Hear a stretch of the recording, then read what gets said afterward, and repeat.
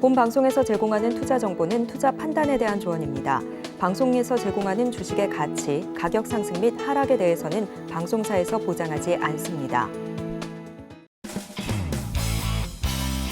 시청자 여러분 안녕하십니까? 깊이 있는 인사이트로 여러분들의 투자를 잘 이끌겠습니다. 저는 강관우입니다. 저는 이소연입니다. 지난 한 주 우리 시장이나 미국 시장이나 모두 상당한 조정을 보이면서 험난했던 한 주였습니다. 주말 사이 이스라엘이 가자 지구에서 대규모 지상전을 개시하면서 중동 위기 다시 시장에 큰 리스크로 작용할 수 있습니다. 시장이 많이 내려와 있는 상태고 공매도 전면금지 가능성 다시 회자되고는 있습니다만 일단 이번 한 주 위험 관리로 시작하시면 좋을 것 같습니다. 지난주 금요일장 미증시는 혼조세로 마감됐습니다. 나스닥만이 소폭 상승했는데요. 11월 FOMC를 코앞에 두고 중동 리스크가 확대되면서 변동성이 더욱 강한 시장이 됐습니다. 투자자들은 이번 주 애플, 인텔 등 주요 기업들의 실적과 고용 보고서 그리고 FOMC에 주목할 예정입니다.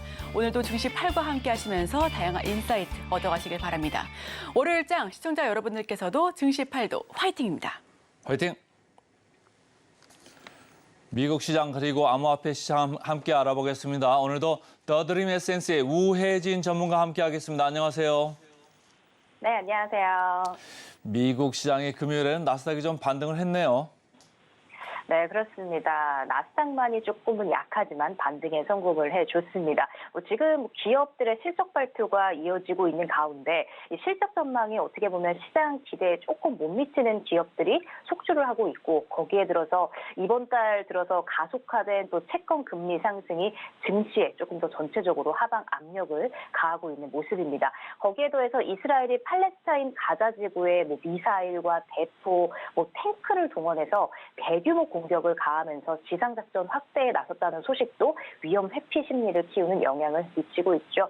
자, S&P 500 지수 같은 경우 보면 아시다시피 500개 대형 우량주로 구성이 돼 있잖아요. 그래서 사실상 미국 증시를 대표하는 또 지수 중에 하나인데 7월 이 고점 대비해서 10%가 넘게 하락을 하면서 기술적 조정 구간에 진입을 했습니다.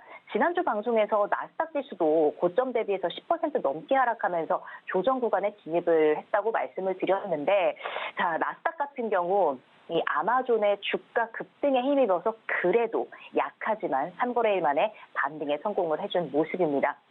지금 미국 증시 3대 지수 혼조세로 마감하면서 오늘 맞이했는데 지금 연말로 가면서 우리가 산타 랠리를 기대해야 되는 이 시점에 지금 여러 악재들이 계속해서 조금씩 겹겹이 쌓이고 있는 모습입니다.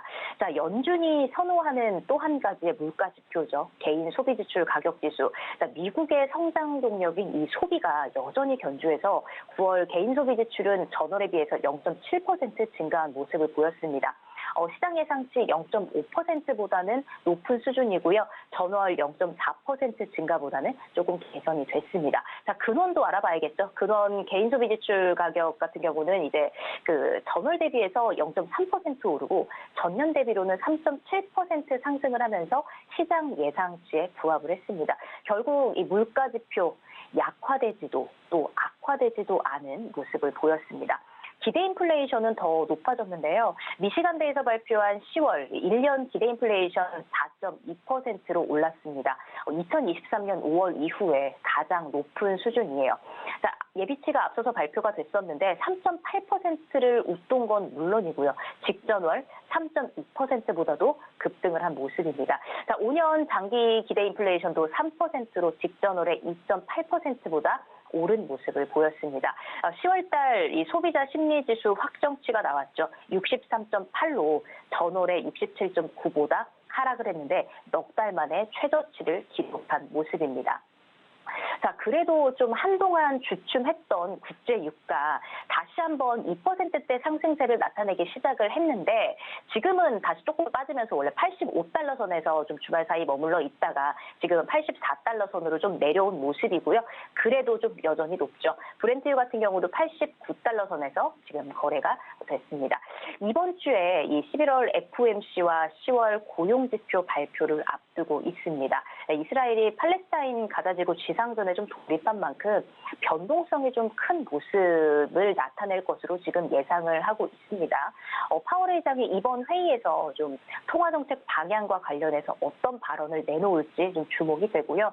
이 월가에서는 연준의 금리 인상이 좀 사실상 끝났고 지금의 수준을 유지하다가 내년 상반기 이후에 첫 금리 인하에 나설 걸로 지금 내다보고 있는 상황입니다. 근데 또 일각에서는 지금과 같은 고금리 환경에서 인플레이션이 좀 하반기에 빠르게 둔화해서 내년에는 좀 침체 위험이 커질 수 있다라고 경고하는 의견들도 있습니다.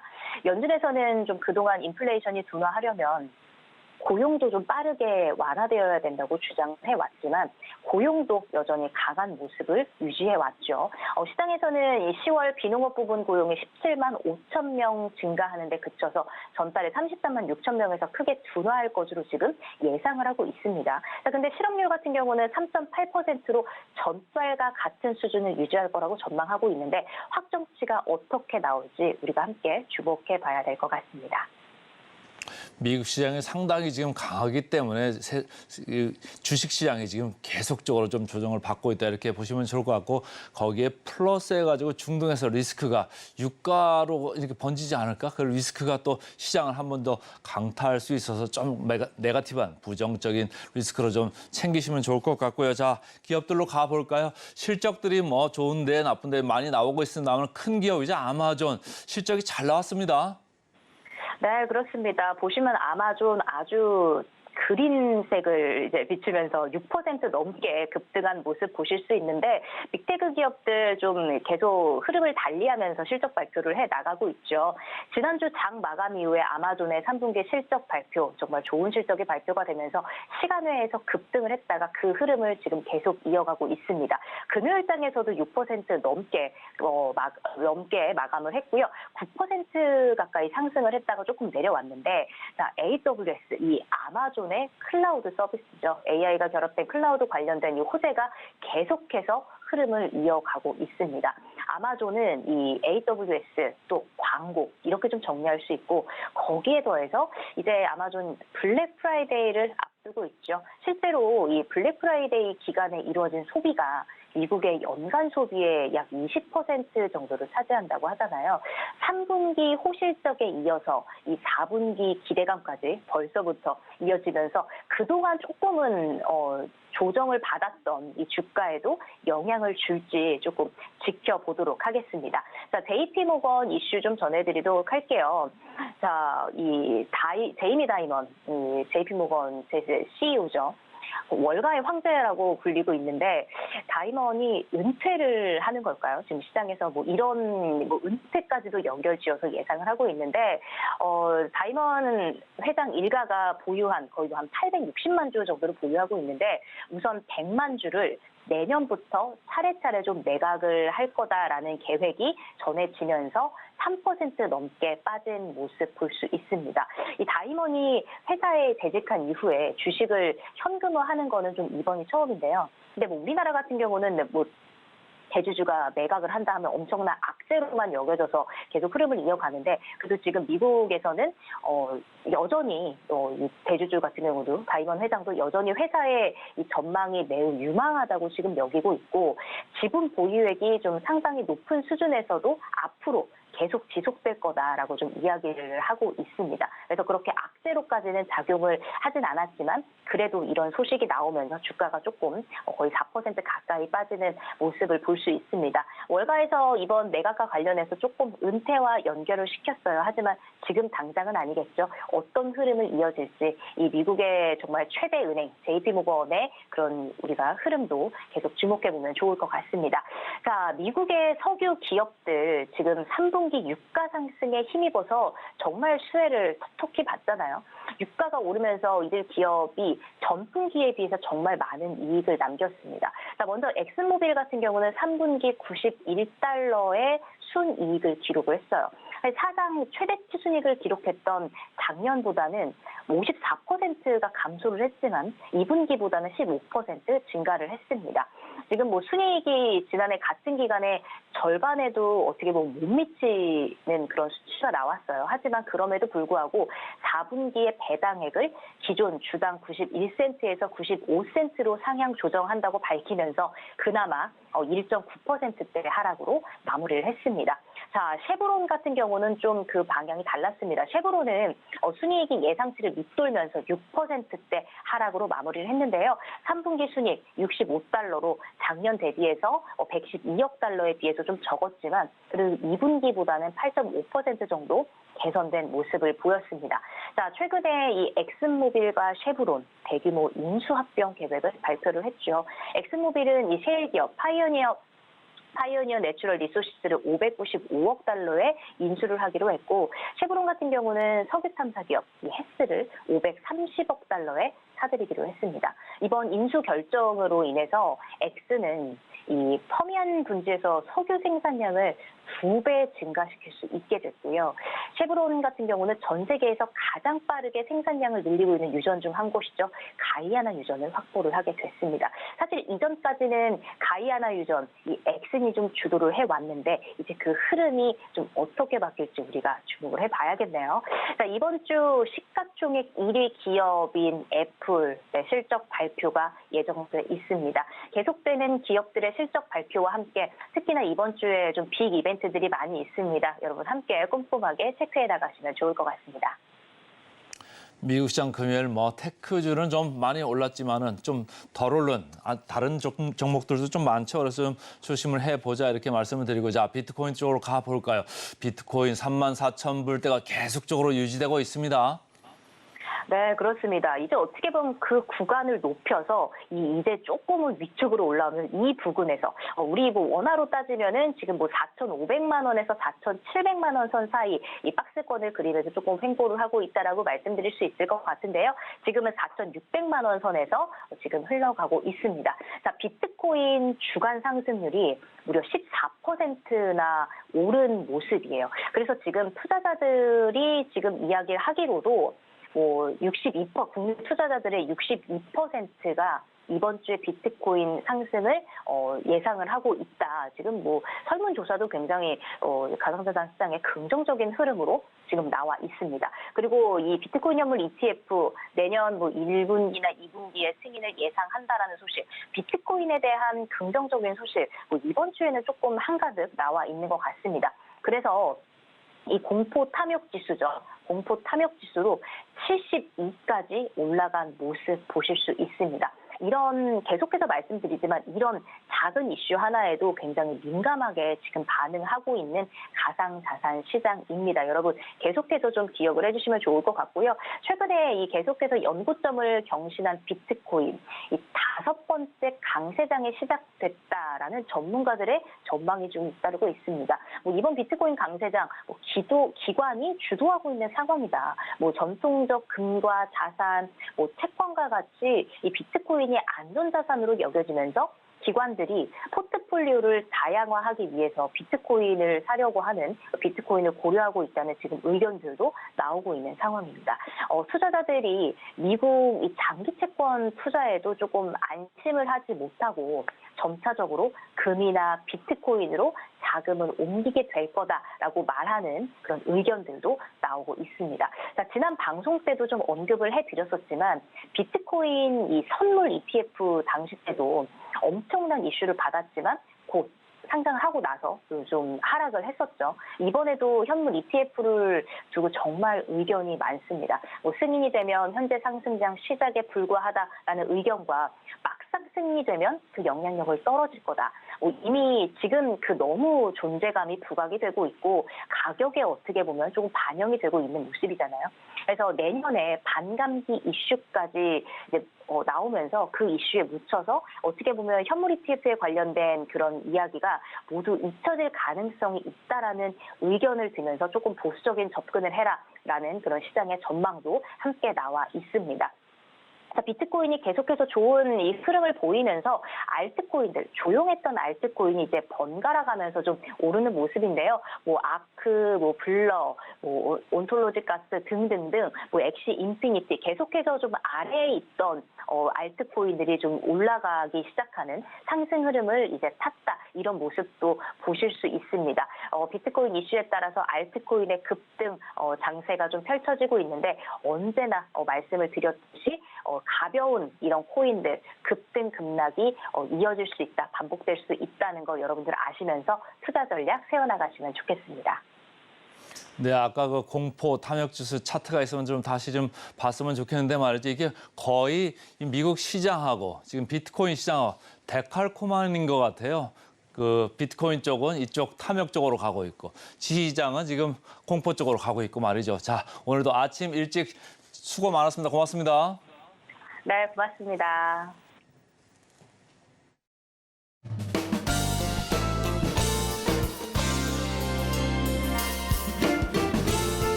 개인 투자자가 아닌 전문가는 장 시작 전 뉴스를 볼 때 어떤 부분에 초점을 맞출까요?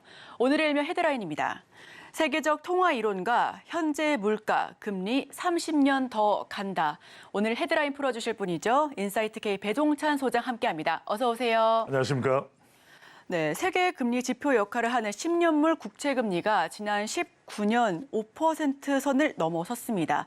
2007년 금융위기 이후에 16년 만인데요. 이게 30년이 더 간다고요. 그렇죠. 지난 19일 날 이제 5%를 넘어섰는데 많은 시청자분들이 우리 서울경제TV 시청자분들이 궁금하실 거예요. 배종찬 소장은 주식으로 얼마나 돈을 벌었을까? 뭐 밝힐 수는 없습니다. 네. 저도 한 30년간 주식 투자하고 또 연구도 하고 해왔는데 끊임없이 공부를 해야 되더라고요. 그리고 그것이 내 것이 됐을 때 내 방법으로 뭔가 수익이라는 게 창출되는 것이지 남만 쫓아가서는 안 된다. 또 전문가를 잘 참고를 해서 그 이론을 또 전략을 내 것으로 만드는 것이 필요하다. 이렇게 볼 수 있을 것 같은데 지금 여하튼 상황이 안 좋습니다.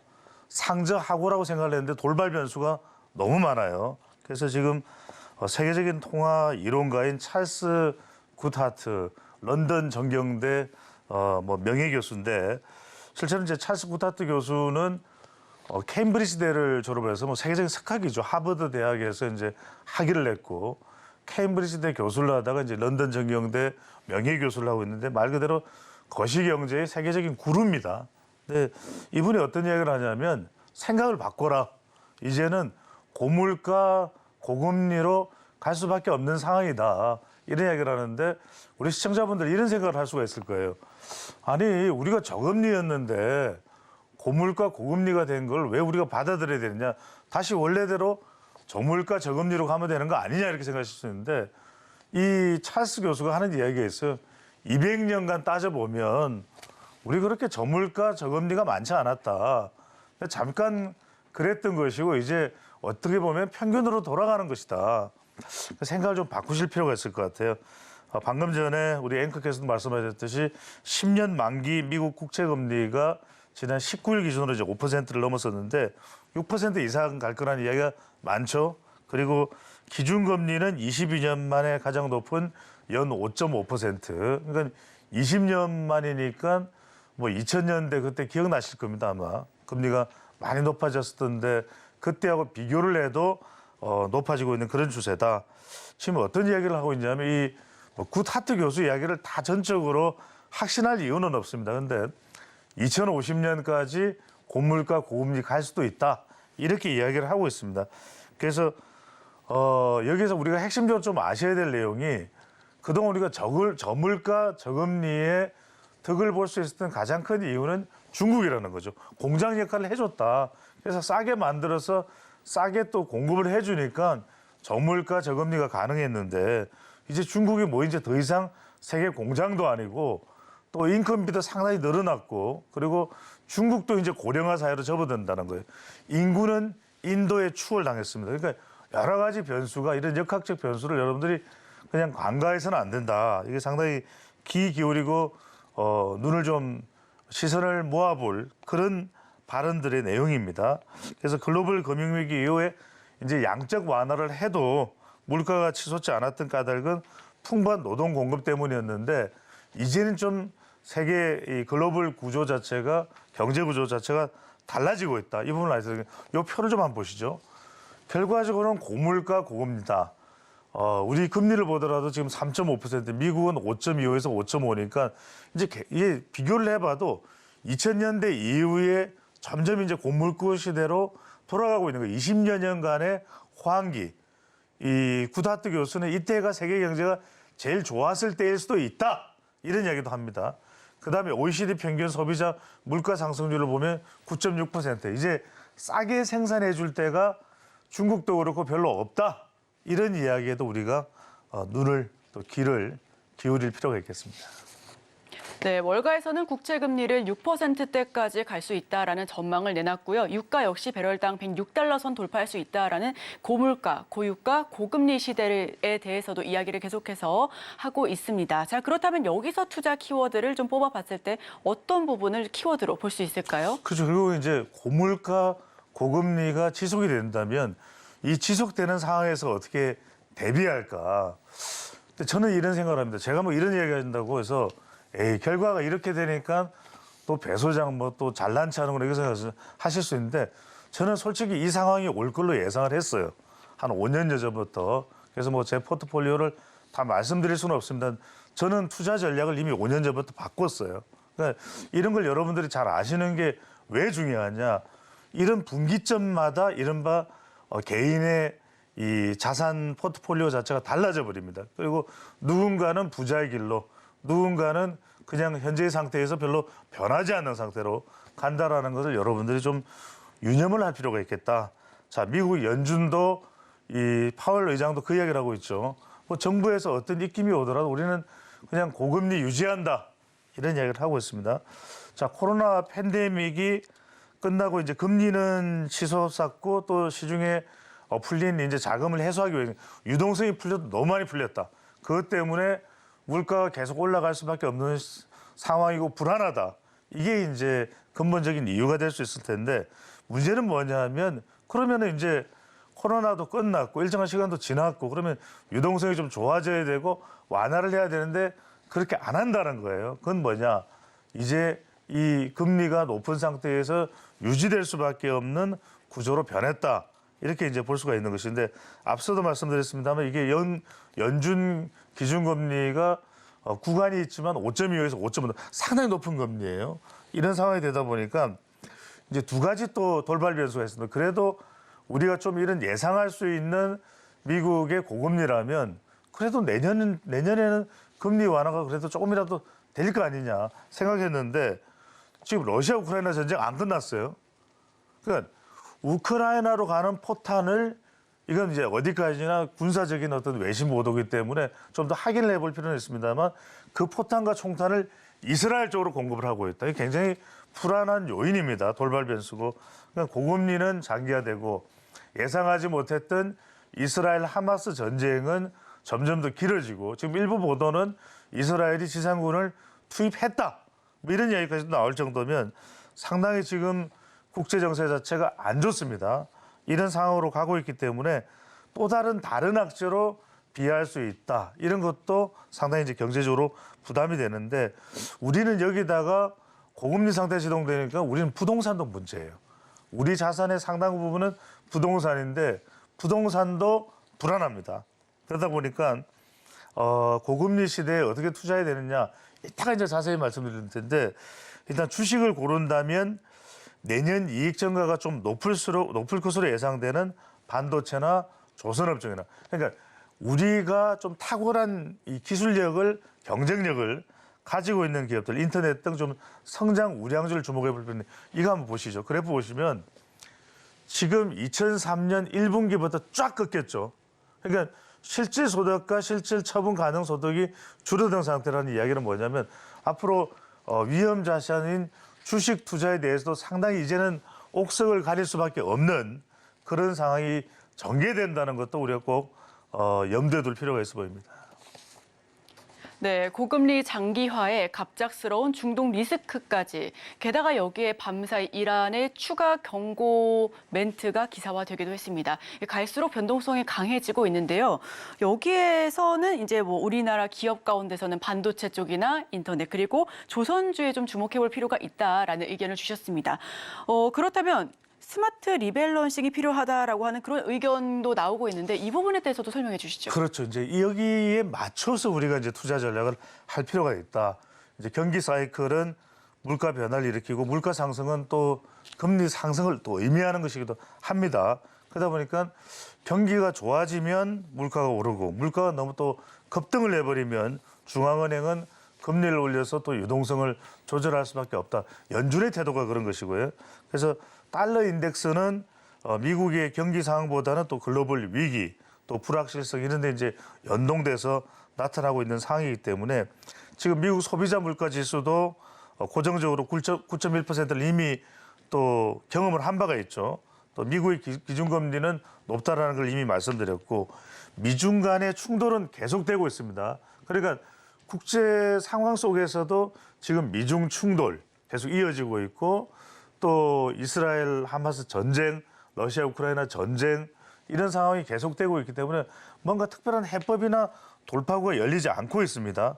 그런 상황도 우리가 계속해서 또 주시할 수밖에 없는데 미국 내에서도 지금 연방 하원이나 또 바이든 정부가 또 좋지 않은 상태예요. 공화당 하원이기 때문에 내년에는 또 미국 대선이 있습니다. 여러 가지로 지금 불안한 정세들이 또 계속되고 있습니다. 트럼프 전 대통령이 피선거권을 박탈하지 않는다면 또 내년 선거에도 나올 수밖에 없는 상황이기 때문에 지금은 여러 가지가 또 관망하거나 포트폴리오를 재조정할 수밖에 없다. 그렇다면 이럴 때 이 불확실성의 시기에 제일 좋은 기준은 원칙으로 돌아가라. 고금리 고물가 시대에 어떤 투자가 내 자산 창고를 가장 그래도 두둑하게 해줄 수 있는가. 이 부분을 여러분들이 개인들이 철저하게 또 염두를 둘 필요가 있습니다. 어떻게 하는 것이 명확할지 한번 보시죠. 그래서 뭐 이건 제 의견도 포함될 수 있겠지만 많은 전문가들의 공통된 의견입니다. 자, 멀티레마, 여러 가지 딜레마가 이 악재가 겹쳐져 있는 상황이죠. 고물가, 고금리, 고환율. 고물가일 때 인플레이션 때는 가격 결정력이 있는 기업에 투자하라. 자, 이 기업은 적어도 경기가 좋든 나쁘든 좋을 수밖에 없는 기업이다. 또 인플레 국면에 원자재, 고배당, 채권 인버스 펀드가 유리할 수 있다는 이야기. 고금리는 금리 인상기에 약정 수익률이 높아진 발행어음 등의 좀 포트폴리오를 다양화하는 거겠죠. 그다음에 고환율이니까 강달러다. 그렇다면 미국 주식과 달러 투자 병행 전략도 여러분들이 가능할 수 있을 것으로 보이는데 바로 그렇다면 좀 두 종목을 좀 소개를 해드려야 될 것 같아요. 근데 거듭 말씀드립니다만 내 것으로 채야했을 때 그것이 내 수익을 가장 안정적으로 가져갈 수 있는 기준이 된다는 거 잊지 말으셔야 되고 또 하나 중요한 것이 이렇게 힘든 시기에 제일 중요한 것은 경기가 좋든 나쁘든 좋을 수밖에 없는 기업을 찾아내는 것이 핵심입니다. 자, 첫 번째 오늘 소개해드린 기업이 코스모학입니다. 네네. 예전부터 있어왔던 기업이었는데 자, 왜 그러냐면은 초미립자 이거 기억해 이산화티타늄. 이산화티타늄을 기억하실 분들 이게 무색무취한 가루입니다. 근데 여러 가지로 사용할 수 있는 그런 가루라는 거죠. 근데 이 사업권에 인수 계약을 체결했다. 어디에? 미국에 공급할 수 있는 그런 공급망을 가지고 있는 K라고 하는 미국의 회사와 이 글로벌 이산화티타늄 공급 계약을 체결했고 사실 인수권을 확보를 한 겁니다. 이게 중요합니다. 이산화티타늄을 생산할 수 있는 몇 개 안 되는 전 세계적으로 회사 중에 하나가 코스모학인데 미국 시장에 점유율 이걸 더 높여갈 수 있는 그런 상황이 됐는데 이게 또 이 고급 기술로 이제 진화가 되는 게 뭐냐면 초미립자 이산화티타늄입니다. 그러니까 백색 안료 아까 무색무취한 가루라는 말씀을 드렸죠. 훨씬 더 입자 사이즈가 작은 나노 형태의 이산화티타늄을 이제 개발을 한 상태가 되겠고 이 빛을 받아서 이제 오염 물질을 산화시키는 강촉매 분야로도 활용이 됩니다.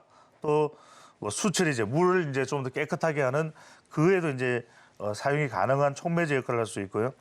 또 하나 중요한 거는 뭐냐면 식품 또 의약품, 화장품 등에 사용되는 또 고순도 이산화티타늄 개발도 완료가 됐습니다.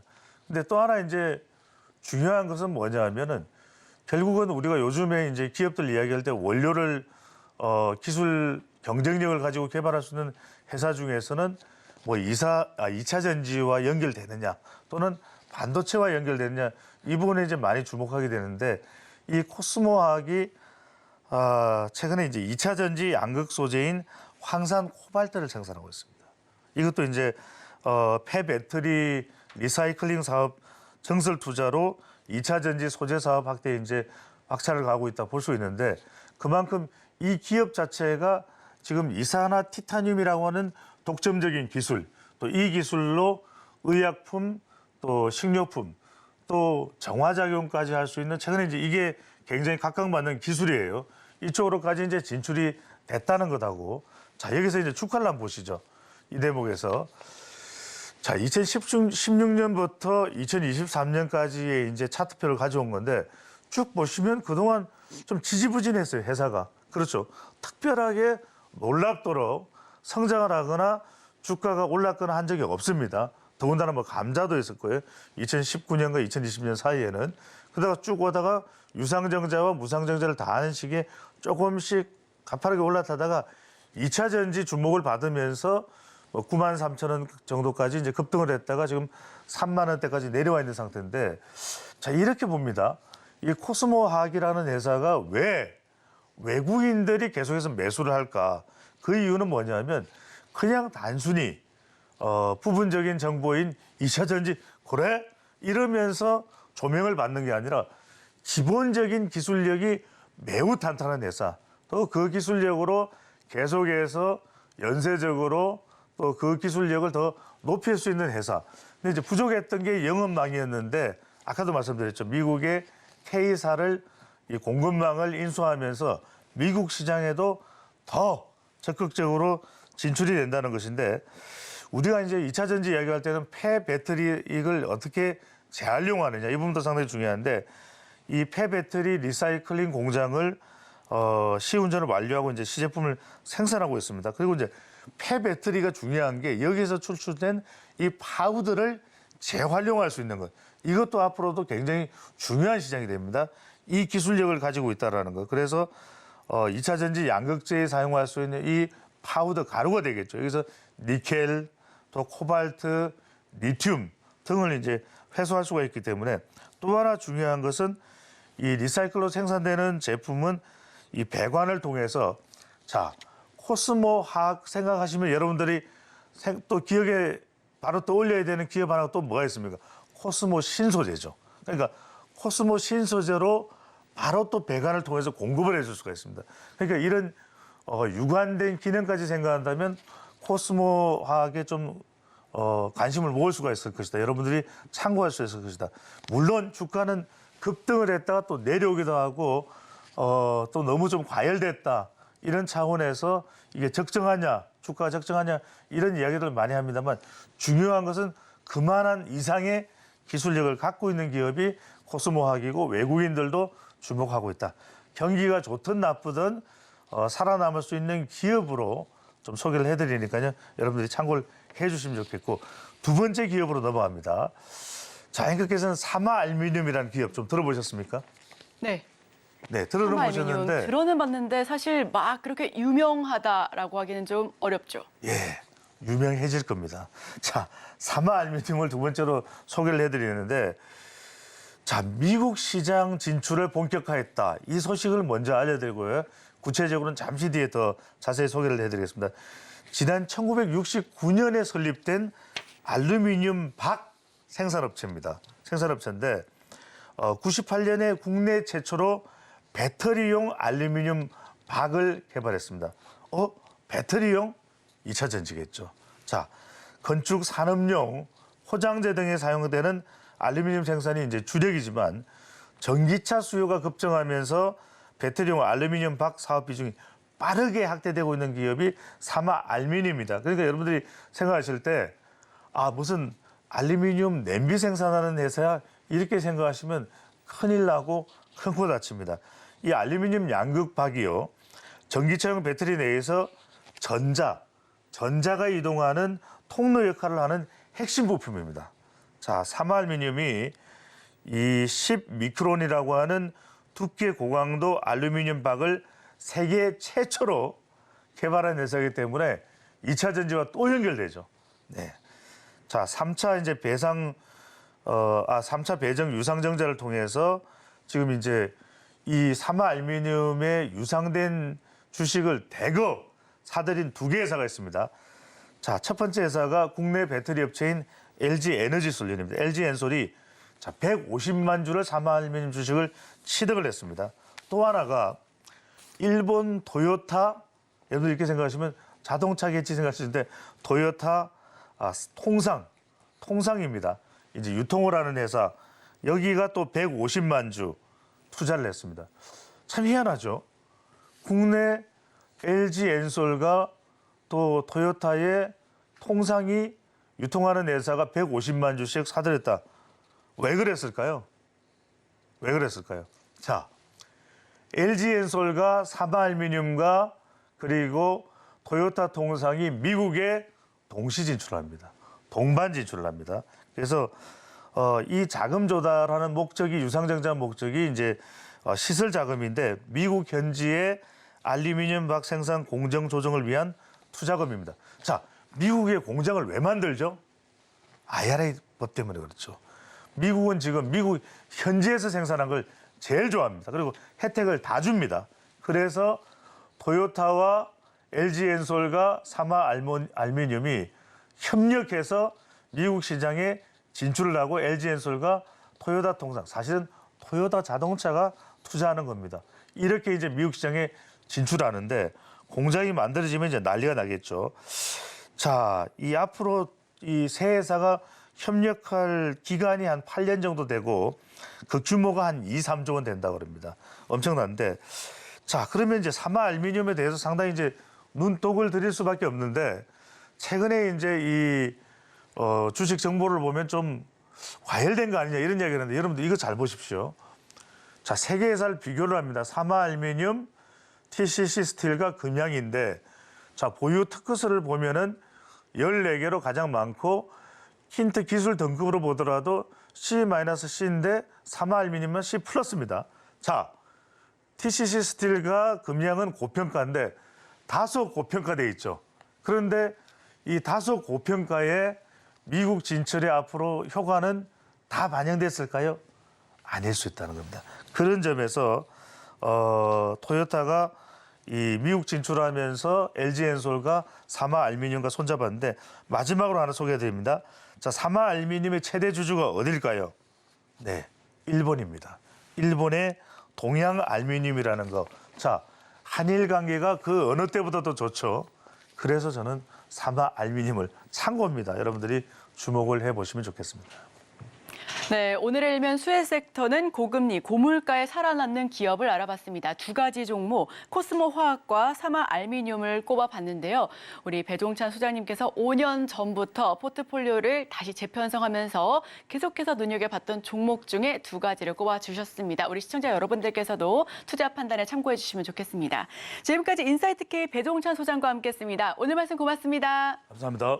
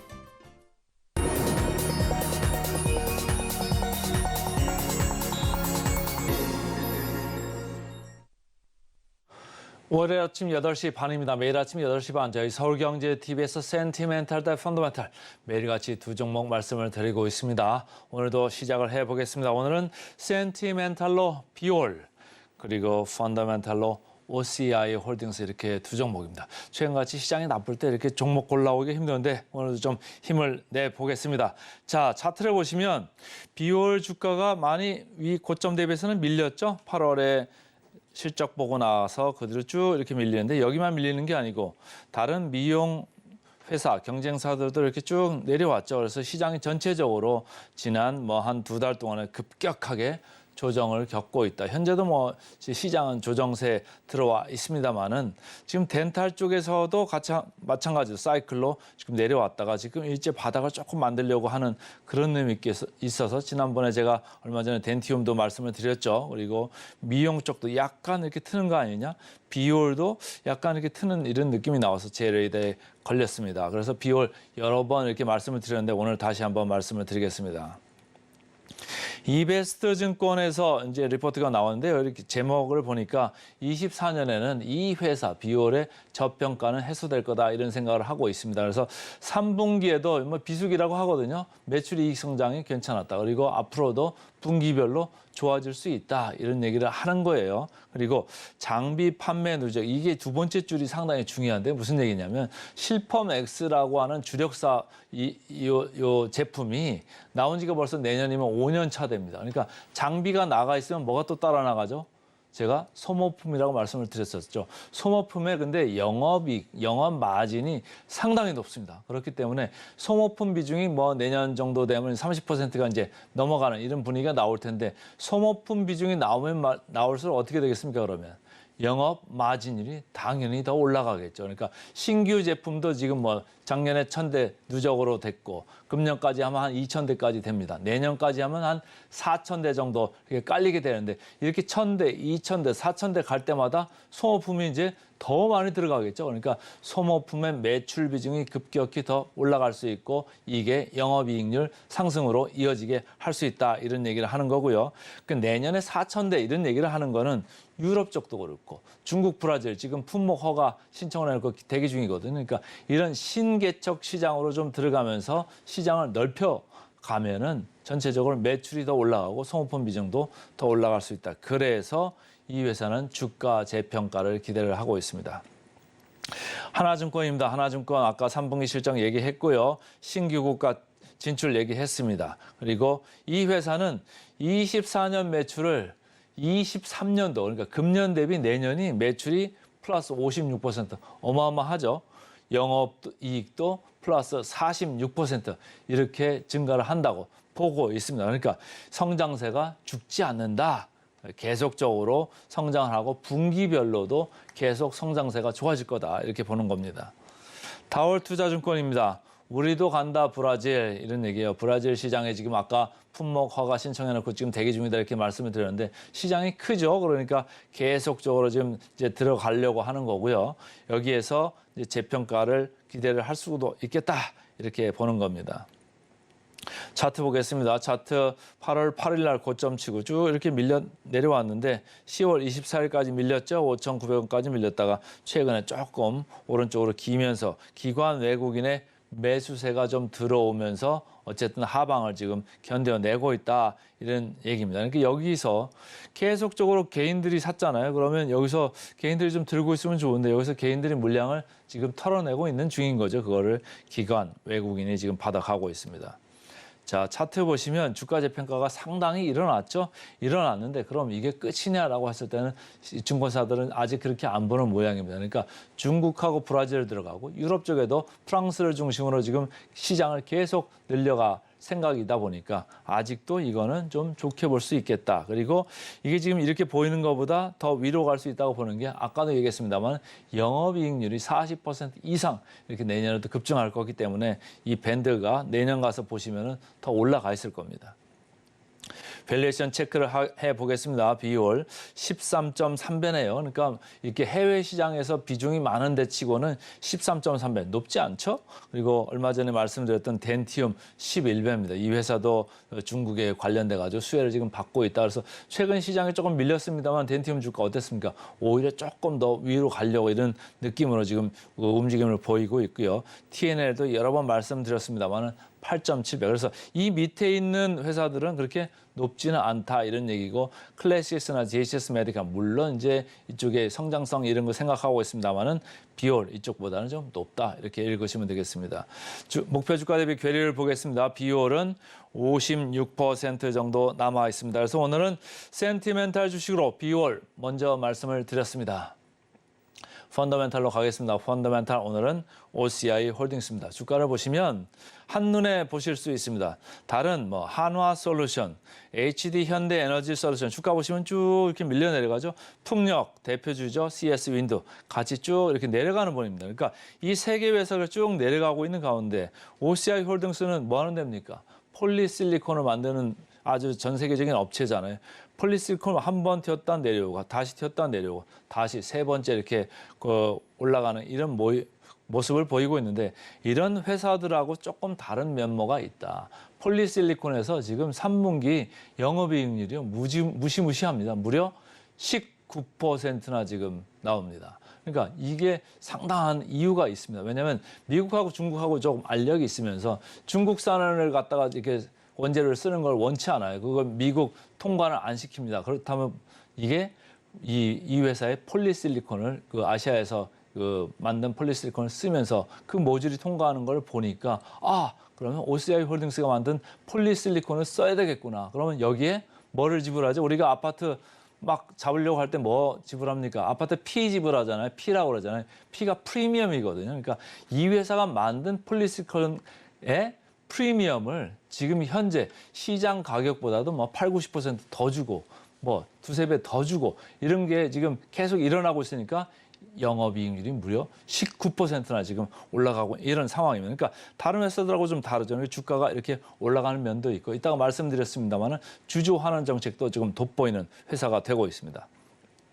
자, 현대차증권 보겠습니다. 그래서 경쟁률 상당히 좋고 3분기도 깜짝 실적했는데 4분기도 수익성 좋아질 거다 이런 얘기고 아까 비중국산 이쪽 제품의 프리미엄 말씀드렸습니다. 그리고 주주 환원 기대 여기에 이제 기대를 좀 거는 거예요. 왜냐하면 지금 자사주 한 1% 남짓 있는데 이거 소각하겠다 이런 생각을 하고 그 다음에 또 돈 들어온 거 있으면 배당금 들어온 거 있으면 일부는 자사주를 또 사고 일부는 배당 재원으로 쓰겠다 이런 생각을 하는 거예요. 그러니까 지금 영업에서도 잘 되고 있는데 주주 환원도 잘 된다? 그러면 주가가 내려갈 이유가 없겠죠. 근데 이 회사는 또 뭐죠?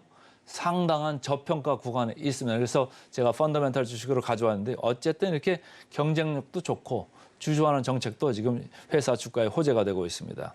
미래에셋증권입니다. 본격적인 판가 상승 구간이다. 그래서 이 회사는 섹터 내 최선호 주식으로 말을 하고 있습니다. 여러 이제 웨이퍼 공장한테서 러브콜이 들어오나 봅니다. 그러니까 뭐 부르는 게 값이죠. 그러니까 P가 상당히 좋다. 이렇게 보시면 되겠습니다. 차트 보겠습니다. 세 번째 지금 반등을 급하게 했죠. 또다시 거래량이 상당히 붙었습니다. 이번에는 기관들이 국내 기관들이 좀 매수를 주도하고 있다. 이렇게 읽으시면 되고요. 자, 역사적 밸류 밴드로 보면 상당히 낮죠. 그래서 여기서는 상당히 지지가 효과적으로 이루어지고 있다. 이렇게 읽으시면 되고요. 밸류에이션 보면 항상 쌌고 지금도 쌉니다. 그러니까 한화솔루션이 9.5배 그리고 시장 평균이 한 10배, 11배 이 정도에서 왔다 갔다 하는 반면에 OCI 홀딩스는 항상 뭐 3배, 4배 이래요. 그런데도 목표 주가를 이렇게 높이는 안 잡더라고요. 그래서 저는 항상 물음표를 가지고 있는데 어쨌든 상당한 저평가 구간에 있습니다. 마지막으로 목표 주가 보겠습니다. 목표 주가 56% 남아있다고 보고 있습니다. 그래서 오늘은 센티멘탈로 비율, 펀더멘탈로 OCI 홀딩스 두 종목 말씀드렸습니다. 오늘의 핵심 요약 세 줄입니다. 미증시, 물가지표와 기업 실적의 혼조세를 나타냈습니다. 나스닥만이 소폭 상승한 채 마감했고요. 오늘의 일면, 세계적 통화 이론가, 현재 물가, 금리 30년 더 간다. 고물가, 고금리 수혜주 찾아봤습니다. 마지막으로 센티멘탈 대 펀더멘탈, 기관이 3거래일 연속해서 순매수세 보여주고 있고요. 미용기기 관련주의 주가 재평가 기대감이 있습니다. 비올, OCI 홀딩스, 외국인 기관 쌍끌이 순매수 나타나고 있고 폴리실리콘 사업 안정화로 3분기 영업이익률 20% 달성했습니다. 저희는 바로 이어서 증시 구로 돌아오겠습니다. 개장 방송도 서울경제TV와 함께 하시죠.